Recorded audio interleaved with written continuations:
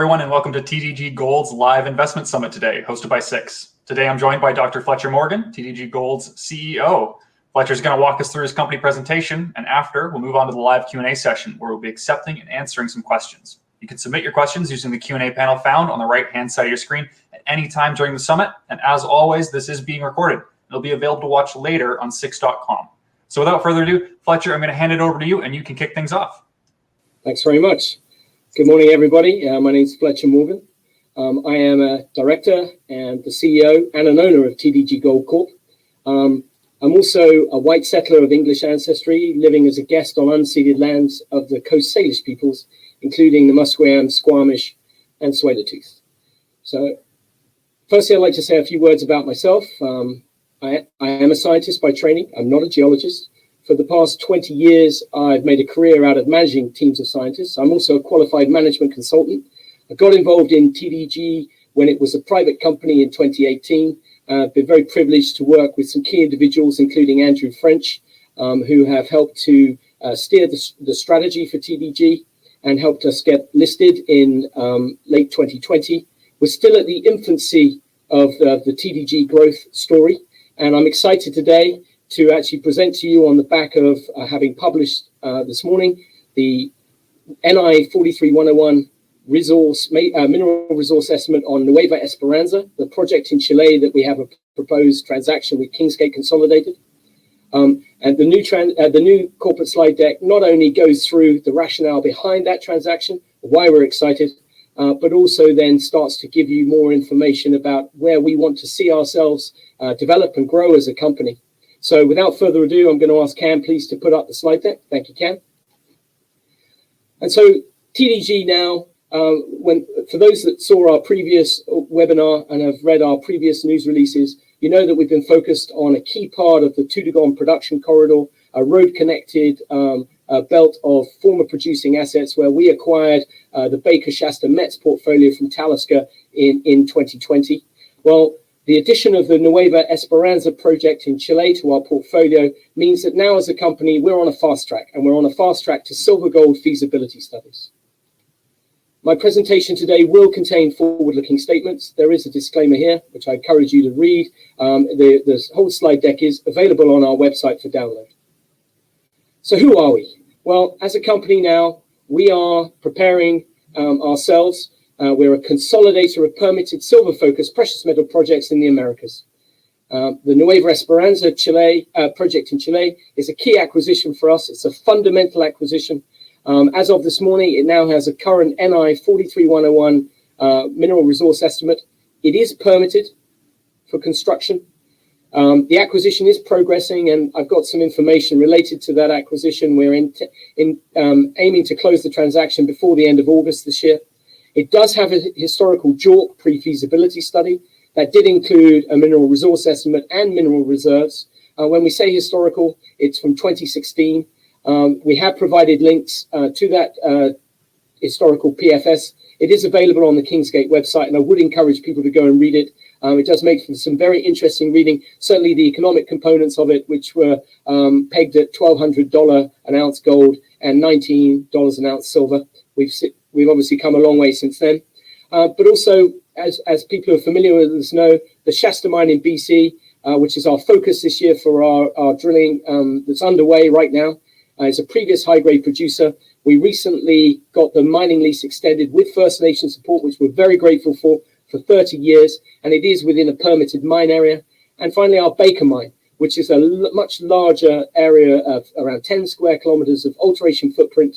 Again, a previous high-grade producer, gold, silver, that again is permitted within that permitted mine area, and again has had the mining lease extended for 30 years with First Nation support.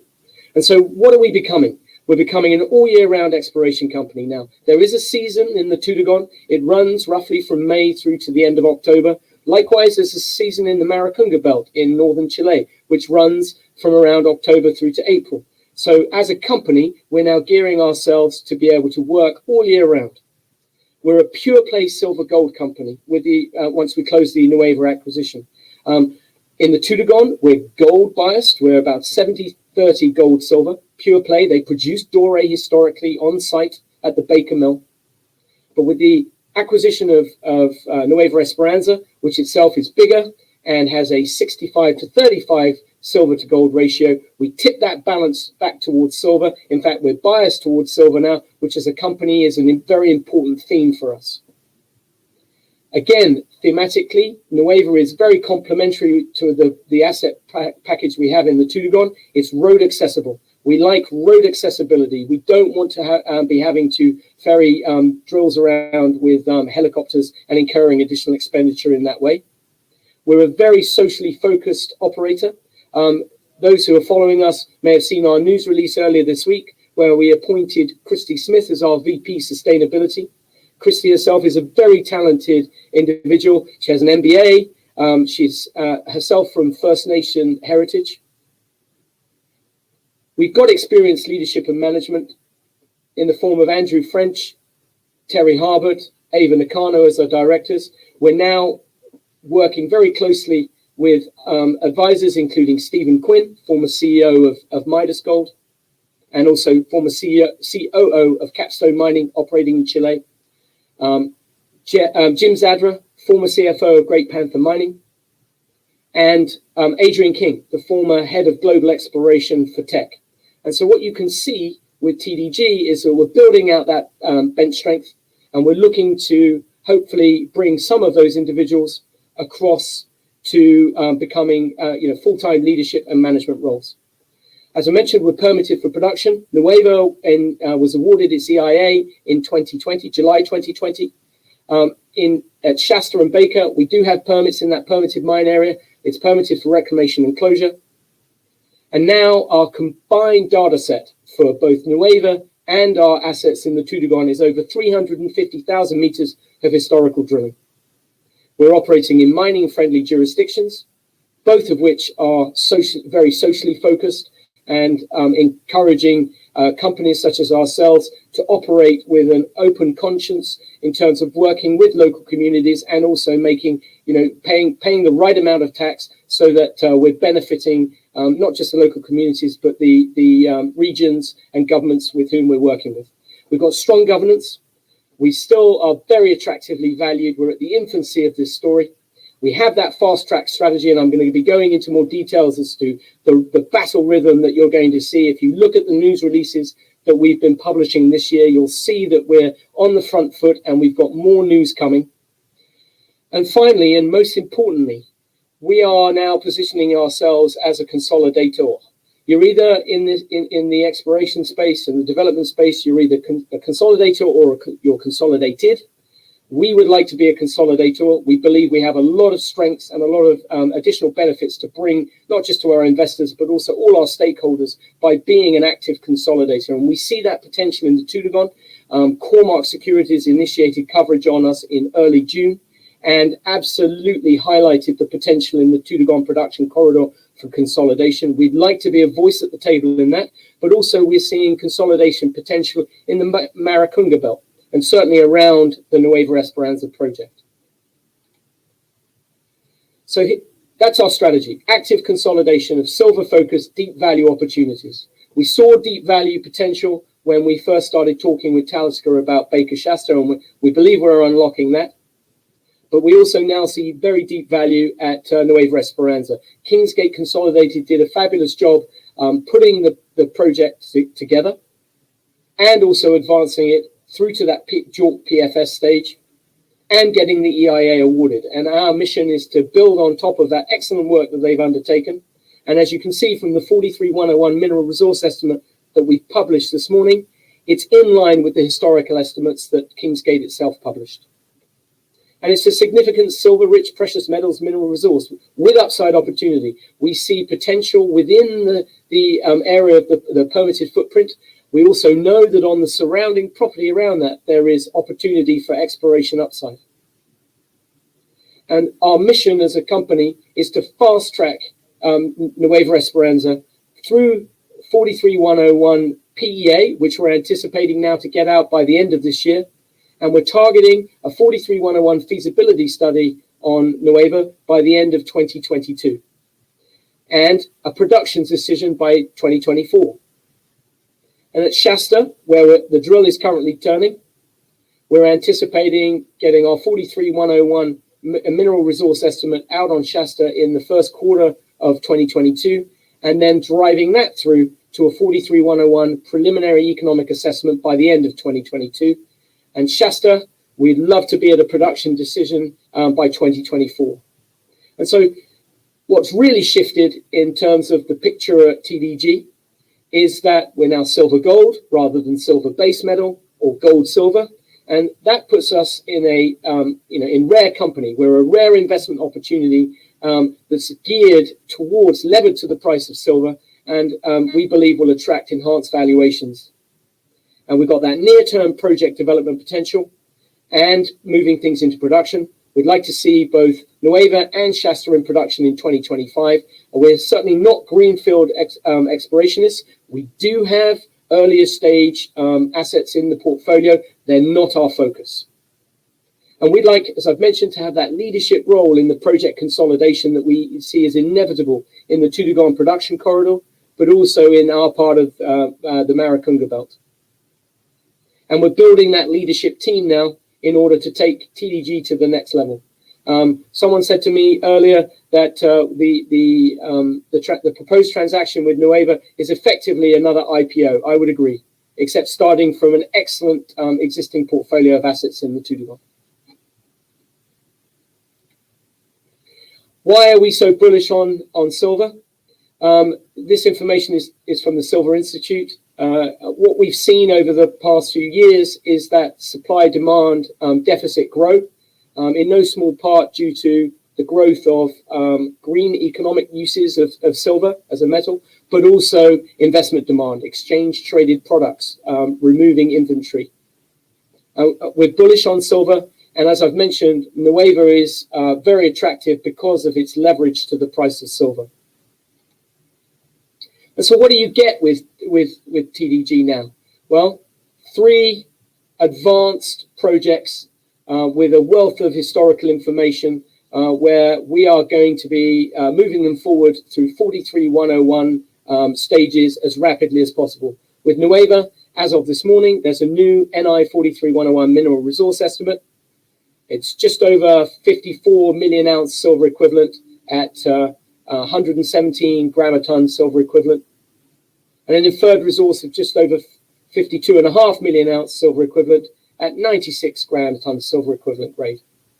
With a data set of over 3,900 drill holes and over 279,000 meters of historical drilling, demonstrating that bulk tonnage silver gold potential.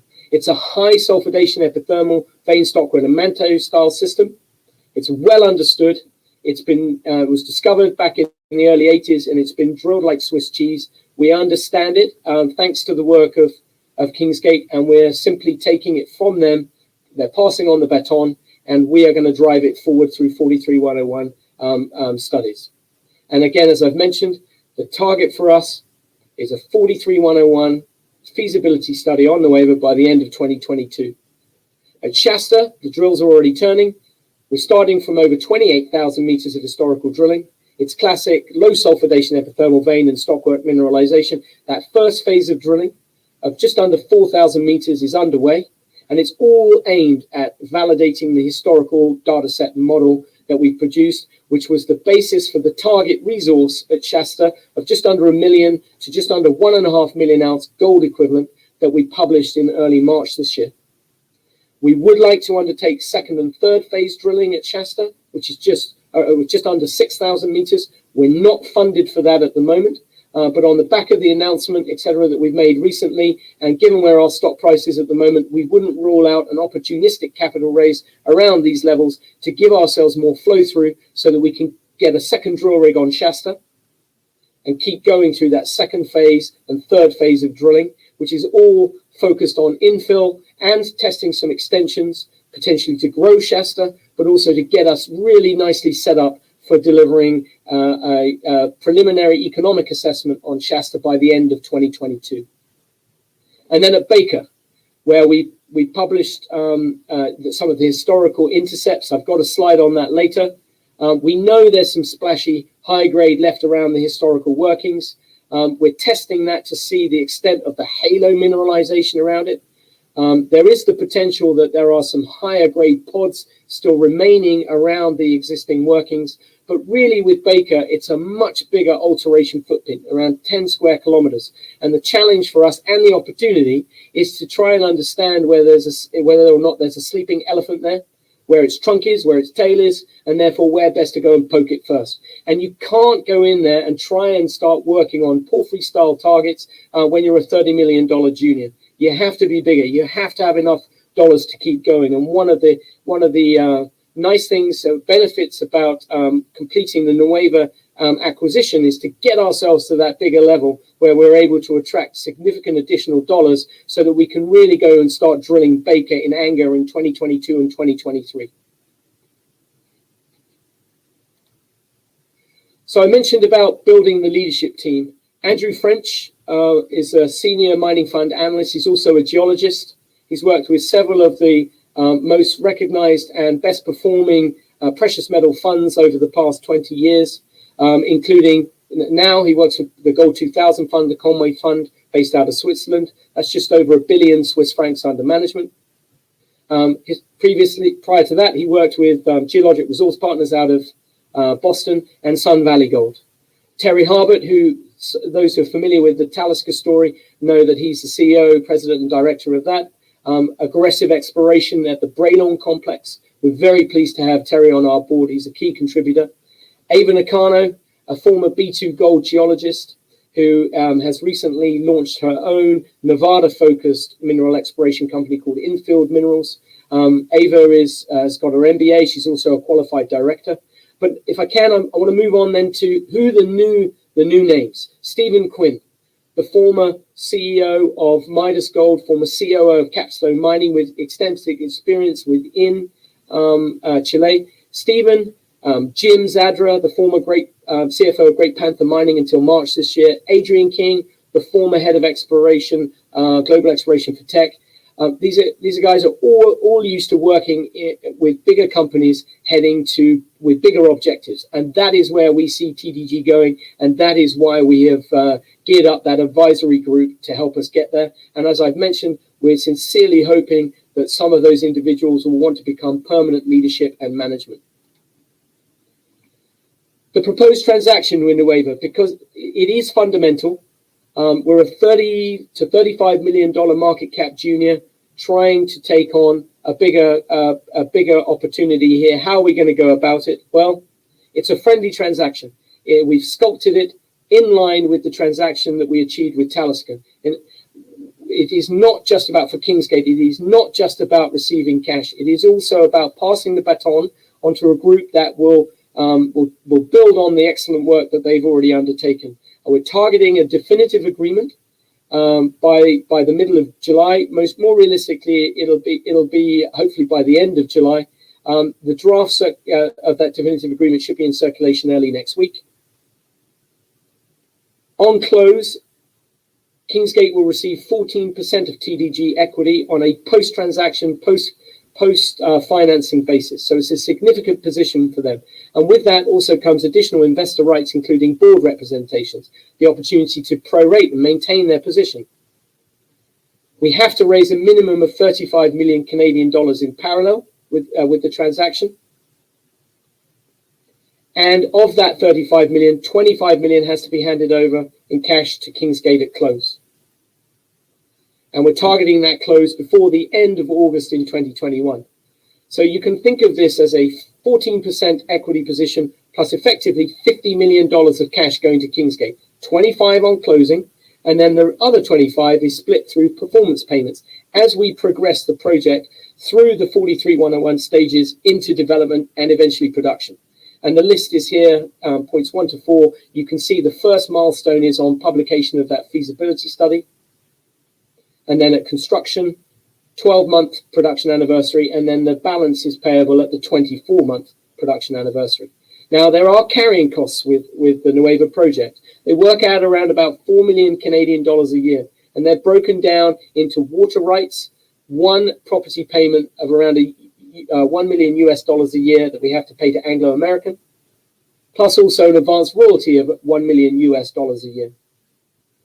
And there's a team that Kingsgate has built that we are extremely excited to bring on board into the TDG family. They proved themselves to be very effective at getting it through its EIA, which was awarded in July 2020. We're very excited to continue to work with them. So if you wanted the 30,000-foot view, what is the battle rhythm?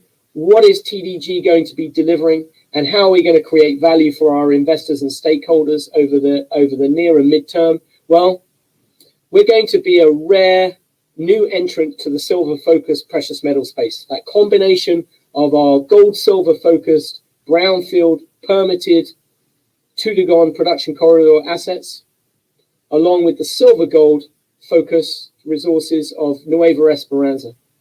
And by the end of 2021, we're targeting that NI 43101 PEA for Nueva, and also the NI 43101 mineral resource estimate for Shasta, which, you know, we may get it out at the end of the year. The bottleneck on that will be the laboratory capacity. But certainly we're confident about getting it published by the end of the first quarter of 2022. And then we move forward from there. The revised and updated feasibility study for Nueva Esperanza and the PEA for Shasta by the end of 2022. We do see significant exploration and resource potential, not just at Shasta and Baker, but also obviously around Nueva. I do have a slide which I want to explain why that won't be an immediate priority for us. We do need to renegotiate some legacy NSRs that apply to the area outside of the permitted footprint at Nueva. And in order to unlock that exploration upside, we do need to renegotiate those, and we're optimistic that we've got the right team to do it. And then, as I've mentioned, it's about getting to production decisions and into construction by the end of 2024, certainly in Chile. And then we'd love to see both Nueva and Shasta operational in 2025. Our current share ownership, we're a tight structure of just over 64 million shares right now. We had, as of the end of April, just over $6 million in treasury. As of right now, the actual number is probably around 5.5. We've started spending. The drills are turning in the Tudagon. The exploration budget for this season in the Tudagon is $4 million Canadian, of which we're fully funded. I've mentioned that we would like to undertake some additional drilling, which we're not funded for. I would like to address that, get some more flow through, and put a second drill rig on at Shasta, and then also later in the season, results dependent, start doing some RC drilling and maybe even some diamond drilling at Baker-Shasta-Mets. In terms of the structure of the ownership, Talisker Resources, because of the transaction, the strategic transaction we signed with them in late 2020, they own just under 30% of our shares. The Gold 2000 fund owns just over 6%. Oceana Gold, which is a legacy position for them, owns just over 3%. Management and insiders, including myself, own just over 5%. I personally own just over 1.4%. You can read my SETI filings. I paid real money for every share. And then collectively, the residual 56% of our shares are held by some private family offices out of Switzerland and also retail investors. And as I mentioned, Cormark Securities initiated coverage on us in early June. They placed a speculative buy target on us of around $1.20. We're very grateful for their coverage. And what they've done very eloquently is characterize the consolidation opportunity in the Tudagon production corridor. And so the timeline from here. In July, in other words this month, we're looking to get to that Nueva Esperanza final agreement. And also the Shasta Phase 1 drilling is already underway. We have obviously a minimum $35 million concurrent capital raise, which we're working with two of the big six Canadian banks in order to try and make sure that we get underway with that. We expect it to launch around the signing of the definitive agreement. And therefore, in August this year, we expect the acquisition to close on Nueva and, funds permitting, get into the Phase 2 and Phase 3 drilling of around 6,000 meters at Shasta. In September, we expect to be full into planning for the work program at Nueva, but also to get into the Baker-Shasta-Mets drilling. And then this is where that all year round exploration potential starts to be realized, because in October, we expect to be closing down the Tudagon camp, but also ramping up the program in Nueva, in Chile. And again, as I've mentioned, we're looking to get through to that PEA stage at Nueva by the end of the year, and also expect to start publishing our results from Baker-Shasta-Mets. And then if we look forward into 2022, second phase drilling at Nueva in the early part of 2022, along with the resource modeling at Shasta. And by the end of the quarter, we expect to have completed that phase 2 drilling at Nueva, and also to have published that inaugural 43101 mineral resource estimate on Shasta. And that then leads us into results and engineering at Nueva as we work towards that feasibility study by the end of 2022. But also then we'll be getting ready and gearing up and reopening the camp in the Tutagon so that our Baker-Shasta-Mets 22 program gets underway. And then obviously as we move into the second half of 2022, we expect to be into analysis and planning for the forthcoming season in Nueva, but also getting really into Baker and starting to drill Baker and Anga. And by the end of the year, the feasibility study on Nueva and the inaugural PEA study at Shasta. So I think you'll all agree that's an aggressive timeline. I think it's very deliverable given the baseline of historical information we're starting from, but it also, I think, speaks to us as a company that we have a plan and we're going to be focused and gearing to execute that plan. It's a clear roadmap. And so that's the corporate view. If I can now speak about Nueva Esperanza and explain why we're so excited about it.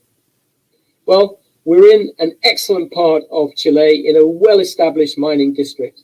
Our neighbors in that part of the Maricunga belt include Kinross Gold's La Coipa and Refugio or Atacama mines, but also now Goldfields Solaris Norte. A bit of a potted history. It was discovered Nueva in the early 1980s. There was some historical mining. And as recently as 2014, 2015, Kingsgate made an additional discovery at the Chimberos gold deposit. And we're really building on top of the work they've already undertaken. The established projects there are 3 of them: Aqueros, Teterita, and Chimberos. The whole footprint of the exploration opportunity covers over 14,000 hectares. It's very well understood high sulfidation geology. There is porphyry potential. The water rights are in place. This is incredibly important in Chile. We know other peer companies are having to consider using desalinated water to support their operations. The existing water rights with Anglo-American Chile are in good standing through to 2029. They are extendable by mutual consent. And as part of a precondition of closing of our transaction with Kingsgate, we have asked for those water rights to be extended to our satisfaction. The power line, which is mentioned in the 2016 PFS, there was an infrastructure project in Chile earlier in the mid 2010s, so around 2015, 2016, to start connecting 2 of the major existing power lines and create more of a grid system.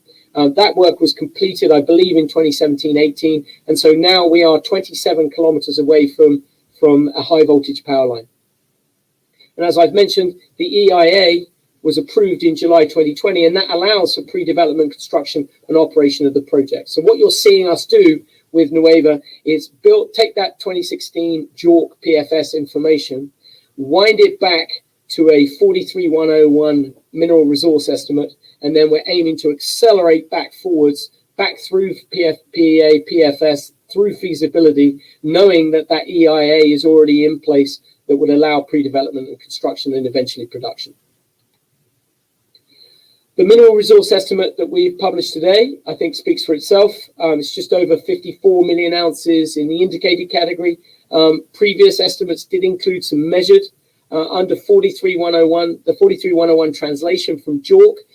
We've wound it back so it's indicated and inferred. Within our news release today, it does explain the steps that we would anticipate taking to get some of the ounces reclassified into measured, but also more into indicated. And we believe that's all very achievable, and it's within our planned budgeted drilling for Nueva in the forthcoming season in Chile. So here's an overview of the footprint and the breakdown between the 3 key projects, Teterita, Chimberos, and Aqueros. But what's really important is that we already see 3 ways to enhance the potential at Nueva. It's optimizing the mine planning. Now, there's relatively limited steps that we can take on that given the EIA that's already in place, but we do understand ways that we think we can enhance the mine plan. We definitely want to revisit the metallurgy. The recoveries in the 2016 PFS were in the 80 to 83% range. We believe that we can achieve greater recoveries, but we also do understand and believe that there is exploration potential within the permitted mine footprint, mainly focused on high-grade feeder structures to the Aqueros deposit, but also in between is a showing called Huntayaya. It has had some historical exploration work done on it, including some drilling, and we'd like to follow up on that. And we also believe that there is significant regional mineral resource expansion potential.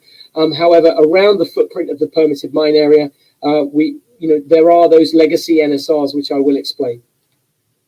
And here they are. So within the area of Teterita, Chimberos, and Aqueros, which are the kind of the middle bit, not the bigger, darker green surrounding area, the effective royalty NSR that applies, which is payable to Anglo-American and Mavericks metals, is effectively just less than 3%.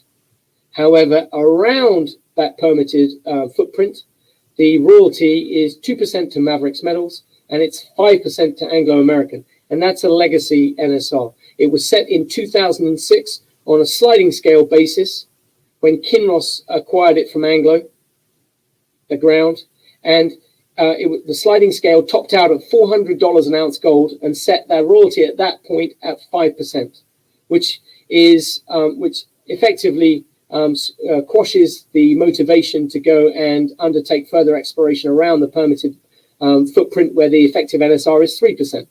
We do wish to renegotiate that. We are optimistic. We do believe that Mavericks and Anglo would wish to see advancement of that exploration potential, and we look forward to trying to negotiate with them to bring that into line with something that's more realistic. The water rights that are in place are available on a pay or take basis. They currently cost around $1 million Canadian a year to maintain those water rights, and they're absolutely essential. And if you read the 2016 PFS that's published, that was the water has been tested from the Anglo-American source, and it is sufficient to supply the processing contemplated within that 2016 PFS. Now, the government situation in Chile is in flux. We have undertaken extensive due diligence. We've worked with advisors in country, but also PricewaterhouseCoopers. We do see and believe that Chile will move to a more socially focused mining tax and NSR regime, and our modeling has incorporated that. We see that as likely to net out in line with other socially focused jurisdictions like British Columbia.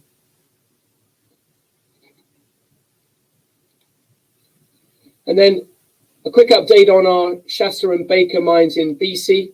As I've mentioned, we're located in the Tudagon production corridor. It's a 60-kilometer stretch of road-connected, former producing high-grade gold and silver mines that all operated on a relatively small scale. The road in black in the diagram on the right runs up past the sturdy airstrip. It's a major airstrip where they used to land the equipment and the mining equipment for the previous historical production. The road runs up past our Shasta mine, right past the Baker mill, and goes up past our neighbour's Benchmark, up as far as our Mets mining lease, which is located in the middle of Thesis Gold's Ranch project. And in March this year, we published an exploration target resource that's not 43-101 compliant, but we published that based on historical information of around 900,000 ounces of gold to just under 1.5 million ounces of gold in the 1 to 1.5 gram per ton gold equivalent range. As I mentioned, it's road accessible. It is brownfield exploration. We're drill ready. In fact, we're drilling, and we're well funded for that first phase of exploration. But as I've mentioned, there are additional phases that we would like to undertake, and we're not funded for those currently. And Importantly, we're operating in a permitted mine area, and I'll explain why that's important in a minute. Some of the history of the Toodoggone production corridor, I'm sure participants in this webinar are familiar with Benchmark and the excellent progress they've been making. They published a maiden resource estimate on their lawyer's property of just under 2.9 million ounce gold equivalent. I think that was in May. And that, again, builds on this concept that there was high grade and ultra high grade historical production in the 90s, but even then it was acknowledged, in the 80s as well, and it was acknowledged that around the high grade veins was the potential for this halo style mineralization. At the time, the metal prices didn't justify following up on those, but obviously now at current metal prices, Benchmark is showing how exciting this area of the Toodoggone can be. And likewise with Baker and Shasta, historical high-grade production at Baker. There's a CIM bulletin you can read which indicates that in the mid-80s, Baker operated at a 30 gram a ton grade with a 12 gram per ton cutoff. And our team is out there right now channel sampling and mapping and trenching around the historical production in order to see if there are indeed high-grade pods of halo-style mineralization that are left in situ. Likewise, Shasta was a combination of underground and open pit mining. Didn't quite operate at the same grade as Baker, but was still at a good grade. And again, we are aware that some of that grade is still remaining in situ, some of the higher grade, but we're really more interested in the bulk tonnage potential that's around it. A quick view of the footprint. You can see the road coming through, connecting our projects. The Baker target exploration area covers over 10 square kilometers, whereas Shasta is much more of a circumscribed, discrete footprint, which is one of the reasons why we're focused on it. Within the footprint of our assets, we also have a 200 ton per day mill, which was small scale. We're not small scale miners, but it's in very good condition. We've had it reviewed. We know what it would cost to restart it. To restart it in its current condition will cost as little as 2 million Canadian dollars, but to double its capacity and add dry stack tailings and restart it would be around 7 million Canadian, and its replacement value is somewhere around 16 to 17 million Canadian dollars. So it's a good thing to have, but we're not anticipating using it. Certainly not for a bulk tonnage operation, but we might consider it for use with small scale, potentially a bulk sample. It's a nice thing to have, and it's well maintained in care and maintenance status. We also have two tailing storage facilities. The camp, the fuel storage, the workshop, the infrastructure. It also comes with mining equipment. We're refurbishing that now. It's currently up to a capacity of 35 people. I mentioned the sturdy airstrip, which is 15 kilometers away, but also the high voltage power line currently runs as far as Camas, and Baker is the closest point to that. And what's so exciting about this area is being able to work in close partnership with our First Nation local communities. We're dealing effectively with two First Nations groups, the Toltan, which is well established, and have a very clear way of working in partnership. We've signed agreements with the Toltan, but also the Sekidine, Takla, and Kudacha First Nations traditionally grouped together to form a group called the Sekene. We've signed our agreements with them. In fact, we're working in partnership with some of their businesses this year. They're helping us with the camp refurbishment. They're also assisting us with camp management and maintenance. And our drill contractor at Shasta is working in joint venture with the Sekene. And Christy Smith's appointment as our VP Sustainability is to really galvanize that working relationship and make sure that we're prioritizing the First Nation businesses, but also understanding what their requirements are from anything that we're doing in terms of advancement of those projects in the Toodoggone. And we believe that Baker is the natural place for a larger scale centralized operation. Topographically, it's downhill. The Toodoggone hasn't got some of the topographical challenges of other parts of BC. It's, as I've mentioned, road connected. Baker is downhill from Benchmark and Thesis, and we believe that it's the obvious place to put a centralized milling complex, which could receive ore not just from Shasta, but also from our neighbors. As I mentioned, we're working with mining leases that were recently extended for 30 years with First Nation support. The orange rectangle around Shasta is the footprint of the mining lease there. You can see the equivalent footprint of the mining lease at Baker. And within the hatched area that straddles between them is the permitted mine area. And why that's important is you can undertake certain activities in the permitted mine area, such as exploration work, with effectively self-certifying. You don't have to apply for additional permits. And our phase 1 drilling at Shasta is entirely within the footprint of that permitted mine area. Why are we so excited about Shasta? Well, if you look at it, it's the side of a hill. You can see on there the extent of the historical workings. It was open pit and underground. The entire side of that hill historically has shown to be mineralized. It covers around 1,500 meters by 800 meters. Our thinking is there's a bulk tonnage opportunity here. We have published results from testing some of the pillars from the underground workings. They did run 22 grams a ton gold equivalent. So we know there's high grade potential still within the footprint of the mining, the historical mining area, but we really are approaching it as a bulk tonnage opportunity, just the same as Benchmark is approaching at Lawyers, and also Thesis Gold is approaching their project hub at Ranch. The resource that we target resource, that we published in March of just under 1 million to just under 1.5 million ounces. The phase 1 drill program at Shasta, which is underway, is entirely focused on validating that historical model, leading hopefully to infill drilling, which will set us up nicely for a 43-101 PEA by the end of 2022 at Shasta. A snapshot of the modeling that's already been undertaken by Moose Mountain Technical Services. And what you're seeing here is the 3D model of the 50 million ton grade shells. And that 50 million tons is entirely characterized within the orange rectangle on the right, which is a portion only of the known mineralization within the Shasta exploration target area. There is drilling that has been taken outside of that orange rectangle. It is not included in the target resource, and part of the work we'd like to undertake in phases 2 and 3 this year would be to test the continuity to that historical drilling with a view to potentially incorporating it into an updated, or certainly into our maiden 43-101 resource estimate. So the objectives of that phase 1 drilling: confirm the historical drill assays, test some known extensions around the historical mine workings, and then start to test for continuity of mineralization between the historically identified zones. And really that's focused within that orange rectangle on the previous slide. And that phase 1 drilling is entirely within the permitted mine area. So we're not waiting for permits to get going. Phases 2 and 3 are partly within the permitted mine area, but partly outside. So we are reliant on getting permits for the stuff outside. We did apply in January for those for that mining permit and drill permits, and we do anticipate that those will come through imminently with First Nation support again. The second and third phases would be around 6,000 meters, 39 holes. We're not permitted. We're not funded for drilling those phases at present, although we would like to.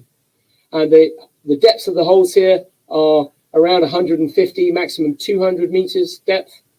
And so, and the drill costs, all in per meter. Obviously, it's quite expensive to get going for the first phase because we've had to, obviously refurbish the camp. We've got environmental monitoring, but on an isolated per meter drill cost, you're looking around 150 to 200 dollars Canadian per meter of drilling. Moving on to Baker. As I mentioned, it's a much larger alteration footprint. It was high grade, an ultra high grade open pit and underground mine, certainly in the 80s, all the way through to 1997.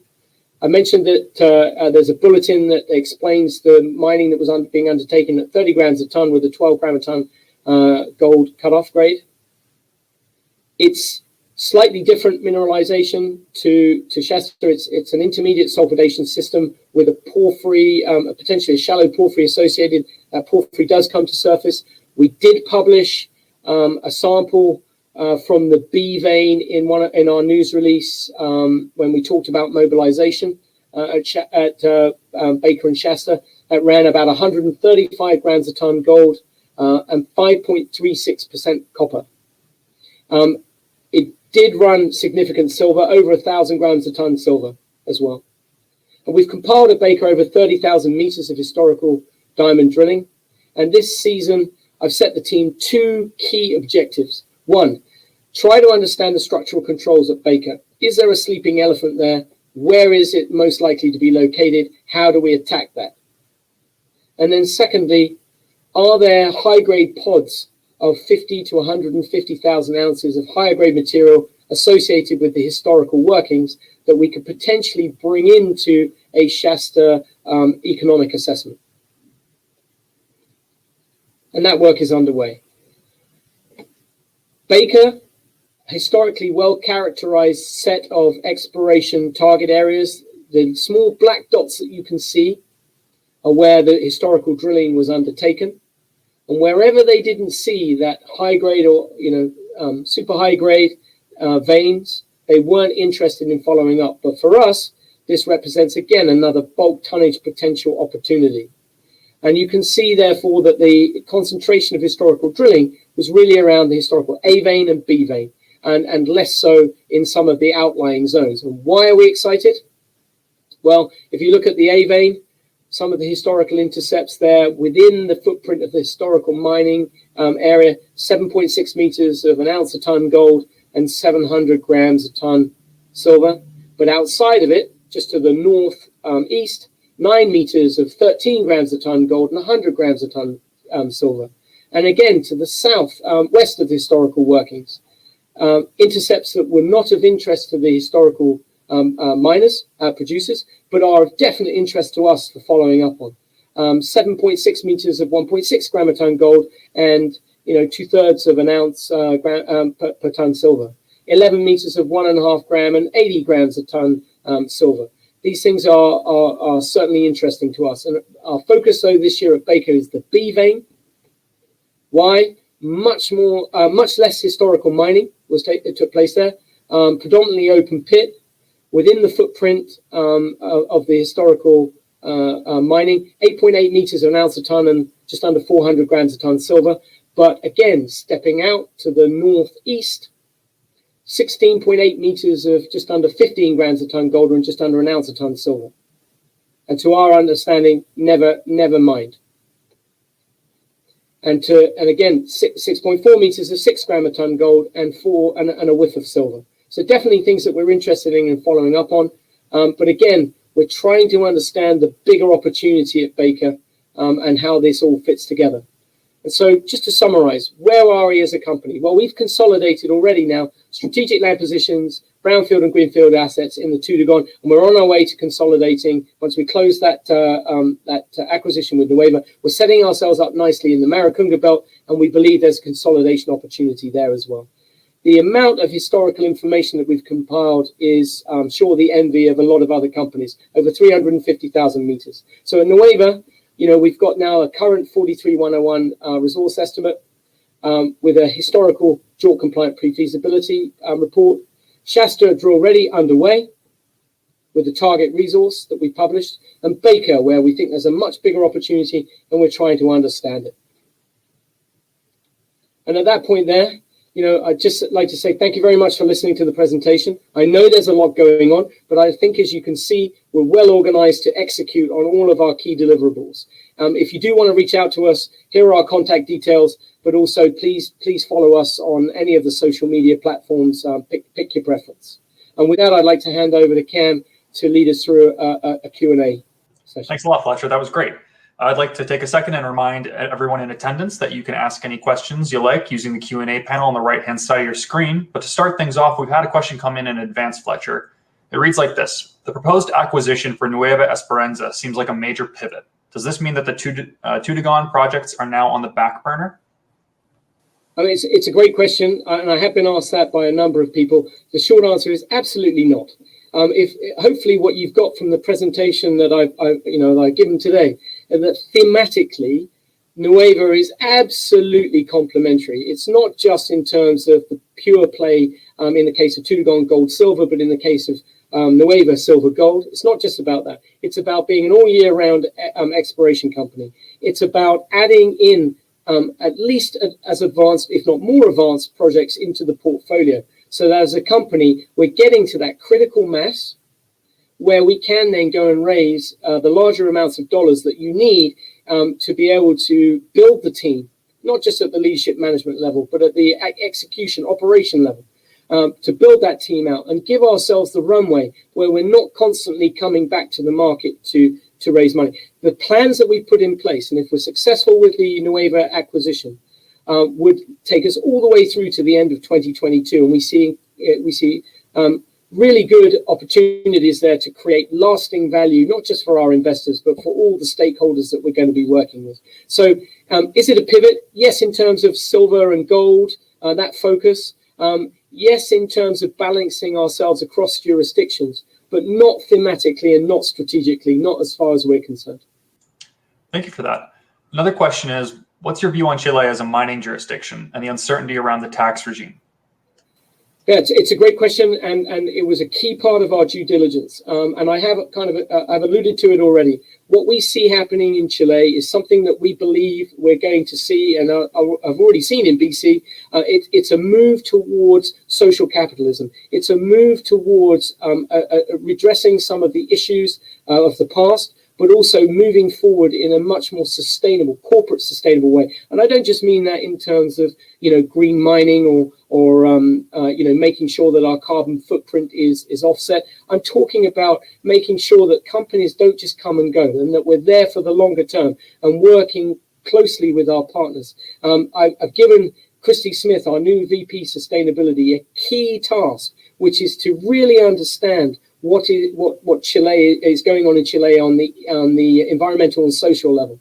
We believe, and in conjunction with our experts we've been working with, we believe that there is the new operating regime in Chile will be very manageable and will be in line with exactly what we're seeing in British Columbia, and we're really excited to get there and start working. Great to hear. Paul Harris has asked, why will you wait more than a year after the feasibility study before making a production decision on Nueva Esperanza? It's a great question. I think we'd like to fast track it if we can, but as you're probably aware, you're then getting into a period of having to work closely with all of the engineers, etc., and financiers in order to figure out how best to go about it. So the short answer is we would like to fast track it, but I think 2024 is realistic. Okay, thank you. A question that we had come in advance, again, with Kingsgate holding 14% of the pro forma company, are you concerned that they will be sellers in the market, or do you have a right of first placement for those shares? So the right of first placement is a standard thing that I would expect to see coded into investor rights agreement. We did mention it specifically in our letter of intent. So I think we'll address that. In terms of them being sellers, they've done an incredible job to get this asset to this point. What people have to remember, and if you go back and look at the 2016 PFS, it was configured at $1,200 an ounce gold and $19 an ounce silver. And yet they still managed to show positive economics on this project. I don't believe that they will be sellers. I think this is the opportunity that they've been waiting for to unlock the value that they know is there and that we know is there in a mutually beneficial way. So I would expect actually the opposite. I think that the Kingsgate team is going to achieve a decent result from their legal action in Thailand on their Chattree mine, which is their focus. And I believe on the back of that, that they would wish to expand their position in TDG rather than reduce it. So I think actually the opposite. Okay, thank you for that. I think we'll move on to a final question. How do the projects now rank in terms of priority? Where's the company focused?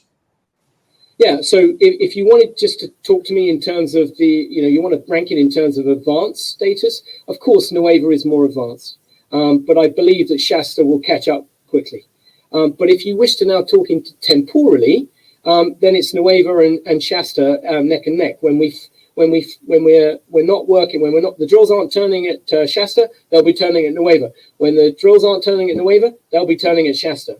So we are now a two jurisdiction rapidly advancing exploration company moving towards development in both of those areas. And I'm looking for consistency of approach across those jurisdictions as well. So I'm excited. I don't think we need to think in terms of ranking these projects, what's more important, what's less important. We are in the business here of building a silver-focused developer into production.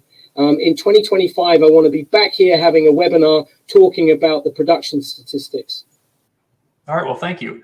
As we go into the last final few minutes of our allotted time, I'd just like to thank everyone that's attended the event. I'd also like to thank you, Fletcher, for the great presentation and answers to these questions. To the audience, if you haven't thought of a question or you think of one afterwards, no worries. We'll be sending out a short survey where you can get in contact with the TDG Gold team. And you can, of course, always find more information on their website at tdggold.com. And with that, Fletcher, I'll hand it back to you for the final words before we wrap things up. Well, thank you very much, everyone who's attended the webinar today. So with TDG, we are now a consolidator of permitted silver-focused precious metal projects in the Americas. We're at the infancy of this journey. There's a strong growth trajectory that we're embarking upon, and we're building the team to help us do that. So in Nueva Esperanza in Chile, we now have a current NI 43-101 resource. It's permitted.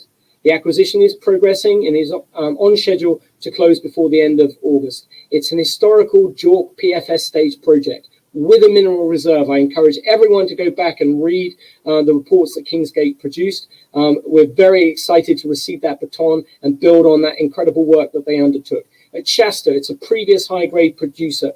It's permitted, reclamation and closure status, but with that 30-year mining lease. We've got a really good runway to get this thing back into production. And likewise at Baker.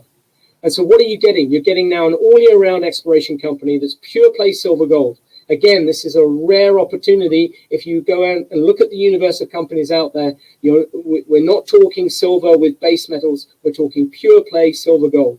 Road accessible. A very socially focused operator with experienced leadership and management that we're looking to enhance. Permitted for production, certainly in the waiver.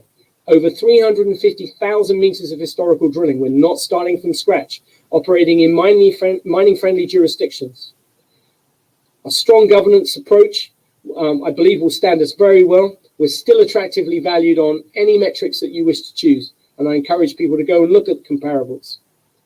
We've got that fast-track strategy, and I've explained, hopefully, and emphasized the battle rhythm that we have as a company and the team that we've put together to execute that. And I'm extremely confident that we will achieve those milestones. And again, though, if there's one thing I can leave you with, it's the consolidation potential, not just in the Tudungon production corridor, but also around us in where we'll be in the Maricunga belt. If you look at the core mark analysis report, and it was in no small part focused on that consolidation potential, and you're either a consolidator or you're consolidated. And with this transaction that we propose with Nueva, we want to be a voice at that table, and I believe we have the team now and the capabilities to execute. So thanks very much, everyone. And if there's any further questions, please reach out to us. We're always very happy to have follow-up presentations and calls. Great. Well, thank you, Fletcher. And with that, I think we'll close things off for the day. Thanks very much.